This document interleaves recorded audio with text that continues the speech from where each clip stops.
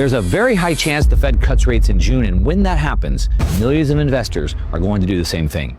Move out of bonds and rotate their portfolios. Now, this move that everyone makes when rates drop isn't wrong. It's just not the move that actually matters, not right now.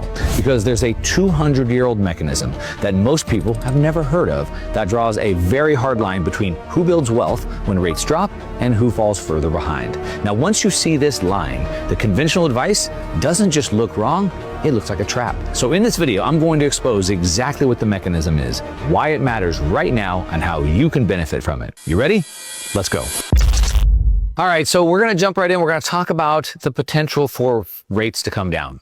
Now, at this point, it's sort of like a foregone conclusion. Most of the people are already on that side of the trade, but what I'm gonna tell you today is that I think most of those people are misunderstanding what's going on and are taking the wrong move. But don't worry, we'll tell you what that right move is. Okay, but let's just take a look at this real quickly. So, of course, President Trump has been very outspoken. He wants rates down. He wants rates down really bad. He's been fighting against the Fed. He's been calling Jerome Powell all kinds of names from his first term, his second term, calling him things like too late.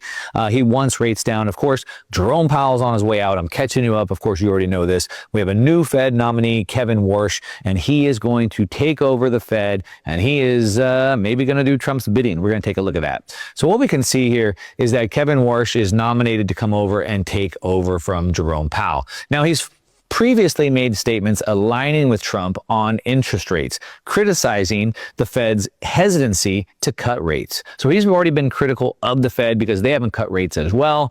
So we can see that he said their hesitancy to cut rates, I think, is actually quite a mark against them. So again, he thinks they should have cut rates. He's been critical like Trump has. Trump wants them cut down.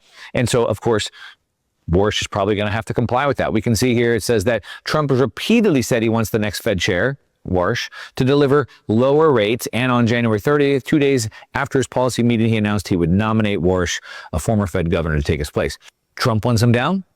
He's nominated Warsh. He nominated Warsh to bring them down. Warsh has been critical of the Fed because they wouldn't bring them down. And so we can see that they're coming down. And we can also see that there's a lot of cover. Now, while CPI is still in the 2.5 range, which is saying, well, that's higher than what the Fed wants, we can look at another measure like trueflation and see that inflation is actually much lower.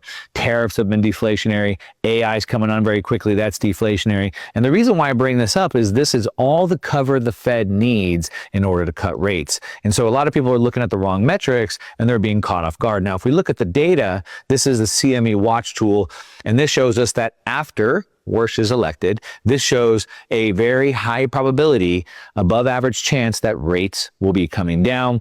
And that's on the CME watch tool. We can see the betting